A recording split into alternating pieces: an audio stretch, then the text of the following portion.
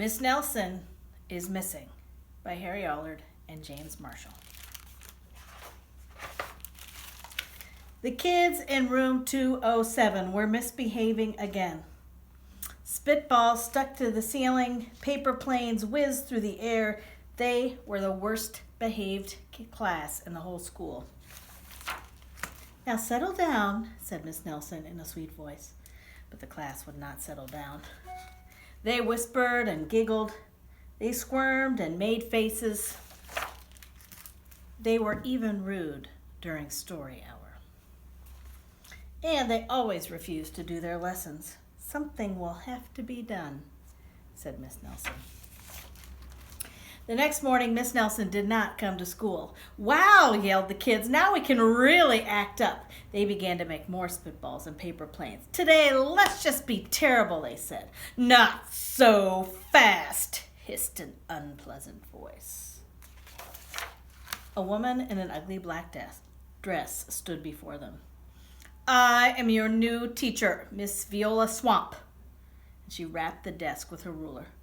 "Where's Miss Nelson?" asked the kids. "Never mind that," snapped Miss Swamp. "Open those arithmetic books." Miss Nelson's kids did as they were told. They could see that Miss Swamp was a real witch. She meant business. Right away, she put them to work, and she loaded them down with homework.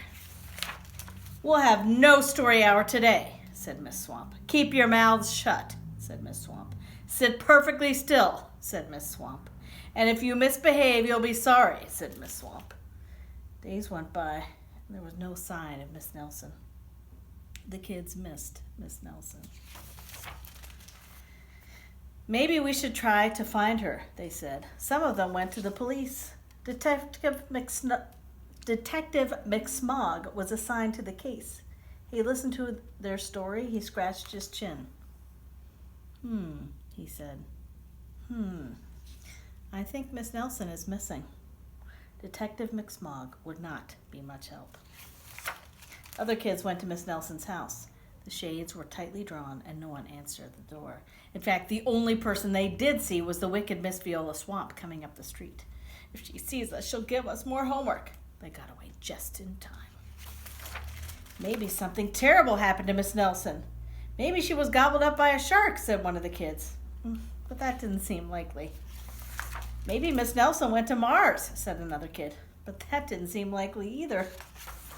"I know," exclaimed one know-it-all. "Maybe Miss Nelson's car was carried off by a swarm of angry butterflies." But that was the least likely of all. The kids in room 207 became very discouraged. It seemed that Miss Nelson was never coming back, and they would be stuck with Miss Viola Swamp forever. They heard footsteps in the hall.